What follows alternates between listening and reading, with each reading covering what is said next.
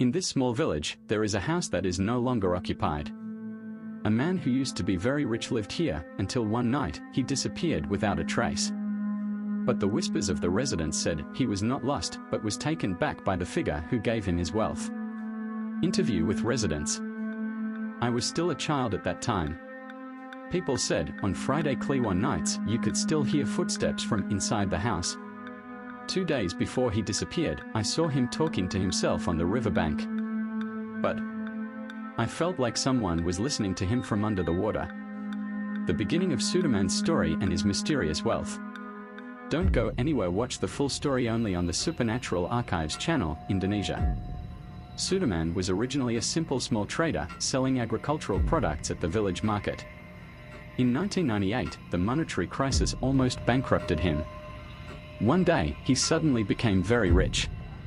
Residents' testimonies. He used to only have one cart. But suddenly, he was able to buy a big house and a large area of land. Mr. Sutarman always wore a large gold ring. He said that the ring was a gift from someone who could not be named. There was an unwritten prohibition in the village that anyone who wanted to get rich quickly had to pay something.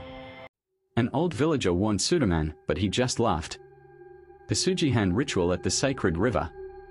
Sutarman often went to the Sailor River, a place considered sacred. Testimony of the village shaman, Mbak Kromo. I was called by his wife.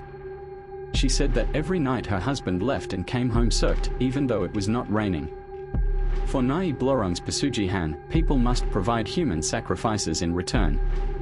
Usually, the closest family. Signs of a terrifying curse. After several years of wealth, strange things began to happen in Sutarman's house. His wife often woke up in the middle of the night, her body shivering and crying for no reason. His son often drew a figure of a woman with green eyes and a long tail. Small snakes often appeared in the house, even in the bed and kitchen. Residents' testimonies. I entered his house, the air inside was very heavy.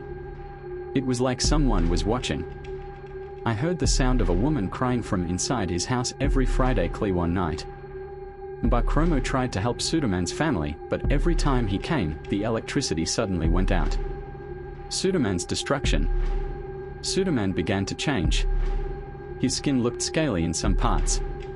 His eyes sometimes looked like snake eyes. On Friday Kliwon night, Sutarman's house mysteriously burned down. Residents' testimonies. I saw a big shadow crossing the roof of his house. Not a human, but looked like a giant snake. When the fire went out, Sutarman's body was nowhere to be found. Sutarman's body was never found. Karingwijaya village began to calm down again, but the Sailor River was now shunned by residents. Several years later, there was a report from a neighboring village that someone resembling Sutarman was seen at the night market. He was quiet, but his eyes were strange, like snake eyes. The Nyi Blorong Pesugihan is not just a story, and those who break the agreement will be taken forever. A faint whisper was heard, the agreement is not finished.